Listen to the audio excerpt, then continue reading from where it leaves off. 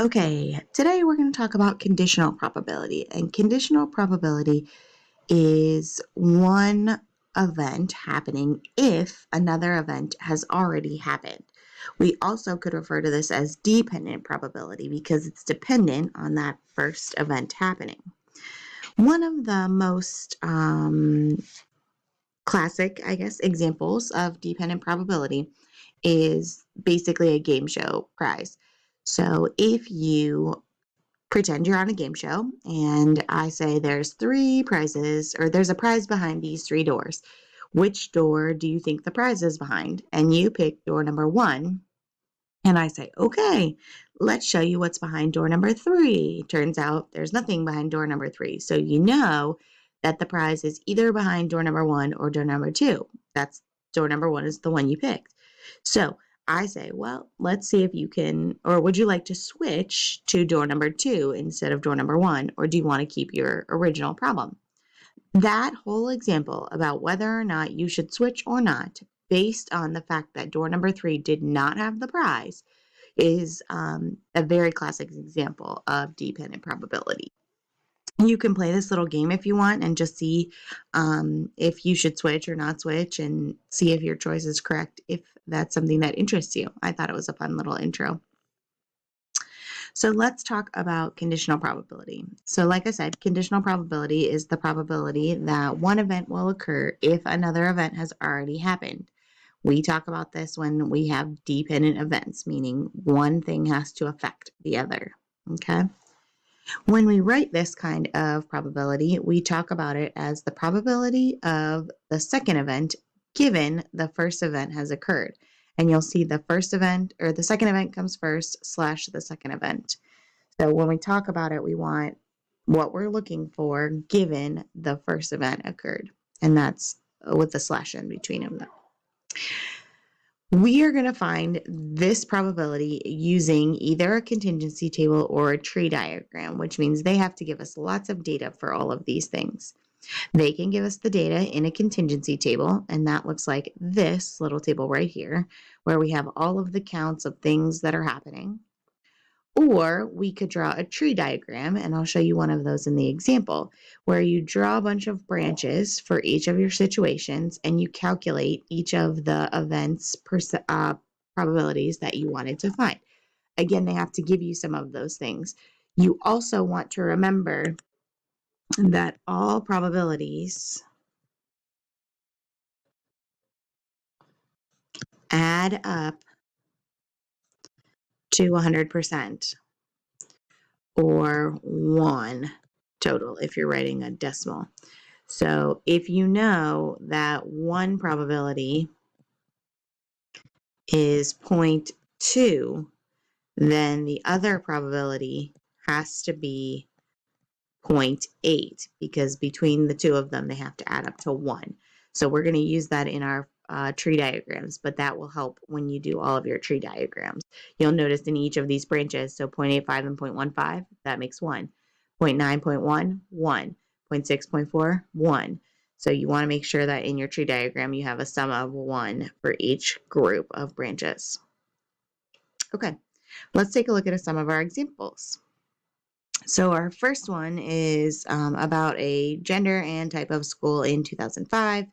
So they gave you this chart already in the problem. They have to give it to you. Then they want you to find what is the probability that a student is female given they are in graduate school. So our first event is graduate school, and then we want to know how many of those people are female.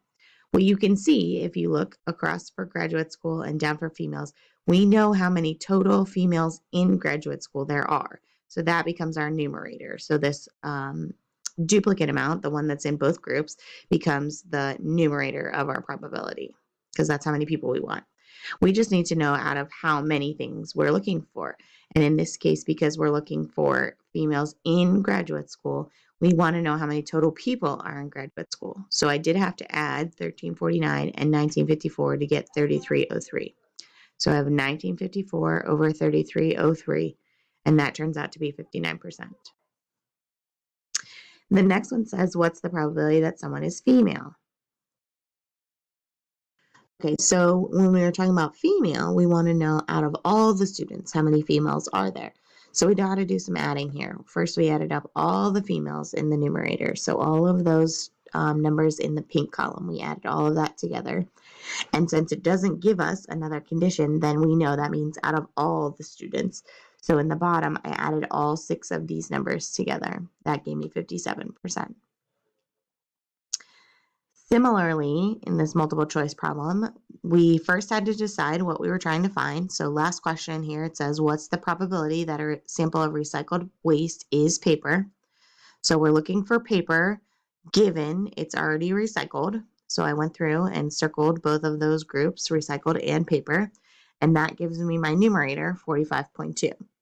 Then, because it's out of recycled materials, I need to add on the denominator all the recycled group.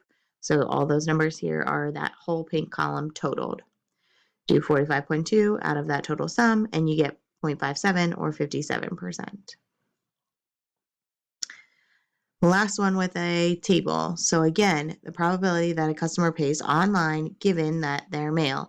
So online given male, right? Where do they cross? They cross at 12. That's my numerator. My second thing is male, so I need to find out the total number of males. So 12 plus 8 makes 20.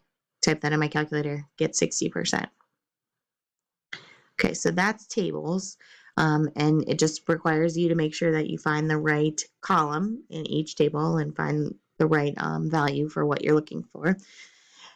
Let's talk about tree diagrams. So when you get tree diagrams, you'll get all of this information right here, but no picture. So you have to draw your own picture. Notice it did tell me there are 4 groups when you read all of this. There's graduated and not graduated, happy and not happy. Those are my 4 scenarios. So I need 4 total branches. Graduated, happy, not graduated, happy, not happy. Then, if you go through and realize they told you 85% graduated from high school, that's my first half of this branch. So 85% graduated from high school, 0.15 did not graduate from high school. That's because you take 1 minus 0.85. If they graduated, then 90% are happy. So that's this upper group, graduated and happy. That's 0.9. How did I get 0.1? Subtract from 1. Not graduated, which is the below branch, but happy is 60%. So then 0.4 is not happy. So then finally, I'm wanting to find where is it that they are graduated and happy. So that's this whole branch right here. So I take the 2 numbers along that branch, 0.85 and 0.9, multiply that together, and I get 76.5. Okay? Go through and complete your lesson check for your points today. There are 3 questions on the lesson check, all on this dependent conditional probability. Don't forget to do your daily quiz, and your math excels for next week are already up.